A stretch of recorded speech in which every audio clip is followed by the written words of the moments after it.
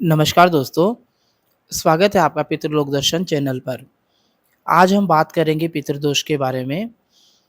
बात शुरू करूँ उससे पहले मैं आपसे आग्रह करना चाहूँगा कि आप इस चैनल को सब्सक्राइब करें, लाइक करें और बेल आइकन को आप प्रेस कर लें ताकि हम एक रोज़ नया वीडियो लेकर आते हैं उसका नोटिफ़िकेशन आपको मिलता रहे। और साथ ही साथ आप कमेंट के माध्यम से अर्ज़ी भी लगा सकते हैं। तो बात शुरू करते हैं कि आजकल हम रोज़ सुनते हैं कि पितृदोष के कारण हम परेशान हैं, ऐसा है। मान लो घर का माहौल सही नहीं रह रहा है या फिर जो विवाह योग्य जो बच्चे हैं उनकी शादियाँ नहीं हो रही है, बिज़नेस अपना सही नहीं चल रहा है, पैसों की अर्निंग नहीं हो रही। ये सारी बातें हम सुनते हैं और जब हम किसी के पास जाते हैं पूछने के लिए, तो वहाँ पर हमें स्पष्ट कह दिया जाता है कि आपके पितृदोष हैं। लेकिन दोस्तों मैं आपसे कहना चाहूँगा कि हर स्थिति में पितृदोष नहीं होता है। जो हमारे पितृ हैं, जो हमारे पूर्वज हैं, वो ये नहीं चाहते कि हमारे बच्चे परेशान हों। जो लोग बताने वाले हैं, वो कई बार तो मिसगाइड कर देते हैं और कई बार एक मनोविज्ञान होता है कि जब तक हम लोगों को नहीं डराएँगे, तब तक हमें कोई पैसे नहीं देगा और वो फिर जो बताने वाले हैं, वो पितृदोष दूर करने के नाम पर हज़ारों लाखों रुपए की माँग भी करते हैं और नए-नए उनको उपाय बताते हैं। कई बार तो उनका अगर मैं सामान्य भाषा में कहूँ तो ऐसा साइड इफ़ेक्ट होता है कि जो समस्याएँ अपनी है उनसे भी हम और ज़्यादा समस्याओं में घिर जाते हैं। क्योंकि जो लोग बताने वाले हैं वो न तो खुद कोई आराधना करते हैं, न उनका कोई खुद का जीवन ऐसा है कि वो एक अच्छा एक प्रस्तुत कर सके।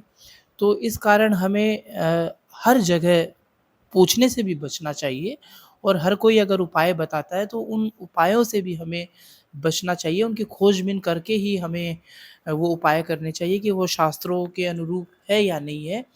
कई बार क्या होता है कि जब हम परेशान होते हैं तो हम आसानी से किसी पर भी विश्वास कर लेते हैं और सामने वाला क्या होता है कि उस विश्वास का नाजायज़ फ़ायदा उठाने की कोशिश करता है।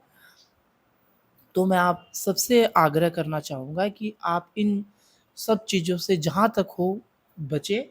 जितने भी अ, उपाय और हैं वो जित शास्त्रों में जो बताए गए हैं वही करें। कोई व्यक्ति अपने मन से कोई आपको नए-नए टिप्स बताता है तो उनको आप फ़ॉलो करने से बचें। ऐसा करने से क्या होता है कि जो हमारे पितृ होते हैं वो उन तक अपनी बात नहीं पहुँच पाती है और कई बार हमें फ़ायदे की जगह नुकसान हो जाता है। तो यह वीडियो मैं आपको केवल और केवल जागरूकता के लिए ही हम बना रहे हैं और आप देखते भी हैं कि हमारे तो इस चैनल पर जितनी भी जानकारियाँ आपको दी जाती है वो सारी की सारी शास्त्रीय प्रमाणों के आधार पर होती है। किसी से भी हम कभी ऐसा नहीं है कि हम किसी चीज़ की डिमांड करते हैं क्योंकि हमारा उद्देश्य बिल्कुल स्पष्ट है कि जितना ज्ञान, जितना नॉलेज हमें है, उसी के अनुरूप हम आपसे बात करते हैं। उसके अलावा हम एक शब्द भी इधर-उधर नहीं करते हैं। तो आप जो अ, ये सारी चीज़ें हैं, जगह-जगह पूछना, करना, उनको अप्लाई करना अपने जीवन में, इनसे बचें। तो और आप अपने पितरों का आप ध्यान रखें, क्योंकि जो पितर हैं उनका उनकी जो सेवा हम करते हैं वही पितृ कर्म है, उसे ही कहते हैं। और जो हमारे पितृ कर्म होते हैं, पितृ कार्य होते हैं, उसमें वाक्य की शुद्धता तथा क्रिया की शुद्धता मुख्य रूप से आवश्यक होती है। शास्त्रों में कहा भी गया है कि पितरो वाक्यम इच्छन्ति भावम इच्छन्ति देवता।